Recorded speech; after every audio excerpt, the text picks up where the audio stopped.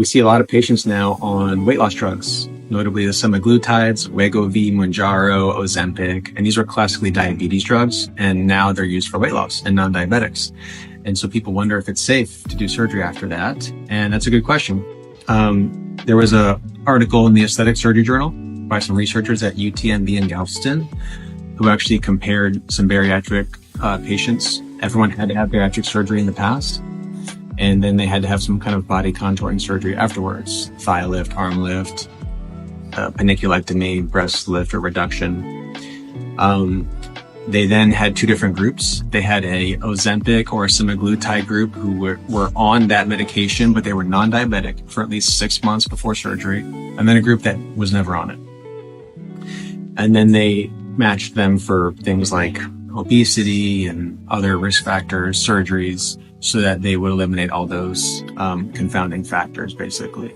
And they looked at post-op complications. So when they compared the semaglutide group to the non-semaglutide group, they actually found that the post-op complication rate was roughly on average 2 times, anywhere from 1.5 to 2 times more in the semaglutide group for the same types of surgeries compared to the patients who never took a semaglutide.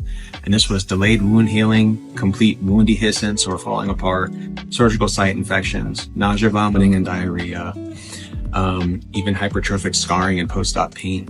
So one of the questions is, why would this medication cause that? Well, while it's good at making you lose weight, sometimes it impairs your normal intestinal motility and ability to absorb nutrients, and you need nutrients and vitamins to heal from surgery. So that's one theory.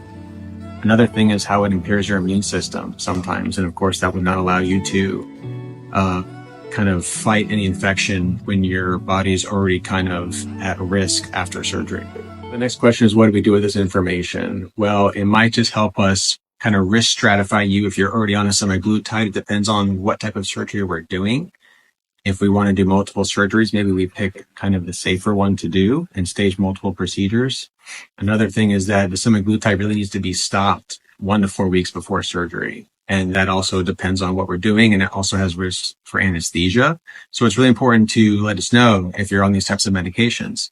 And of course, there'll be further research in the future with more updates.